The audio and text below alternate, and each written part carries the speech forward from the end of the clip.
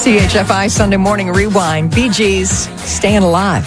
It is music festival time. We're just heading into the season we're going to discuss next. Where on Sunday morning, we do a little rewinding like this next song. We're heading into music festival season, and one of the biggies, Coachella. The crazy thing about Coachella, that if you were to fall asleep at Woodstock and then you woke up at Coachella, you wouldn't notice any difference, because all of the festival goers, they hire stylists to get them to look like they're walking out of circa 1969 Woodstock. Seriously, they do.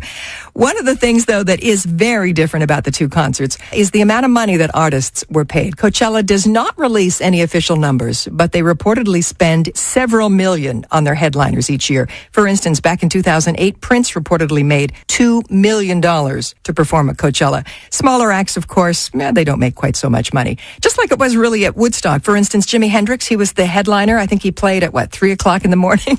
I'm not sure how many people were still around or awake, but Jimi Hendrix made about $18,000 then, which would be about $115,000 today.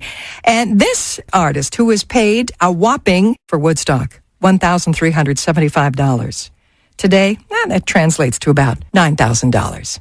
It's Mr. Joe Cocker. He had his breakout moment. 98.1 CHFI.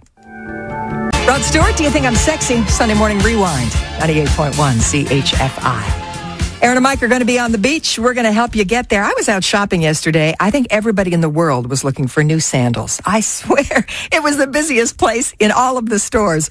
New sandals, well, you might have that on your list if you head off to the beach with Aaron and Mike. Details at chfi.com. We've got a feature artist on the way for you next. Sunday Morning Rewind helping you out with everything in the Loyalty Club this morning. We've got a birthday guy that was celebrating recently. Mr. Al Green. One of my favorite Al Green stories is told by Willie Mitchell. He was the record producer who put Al Green on the musical map.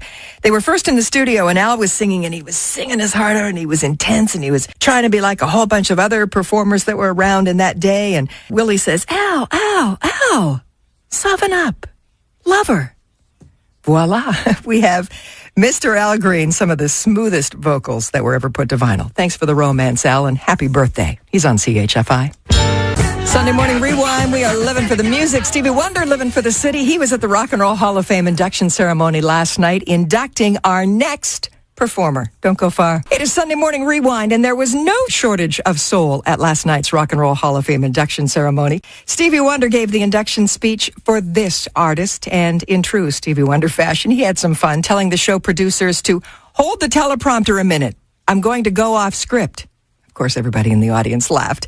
Stevie introduced Bill Withers, who is one of the most underappreciated songwriters of all time. Stevie said, this is about a great man who has written some incredibly great songs, and not only did he write them, but sang them incredibly well. We are going to give you a double dose of Mr. Bill Withers this morning. This one that I know you love, and one that's one of my favorites as well, and John Legend sang it on stage last night. First, here's this one for you. Bill Withers, CHFI. Congratulations, Mr. Bill Withers, Rock and Roll Hall of Fame inductee.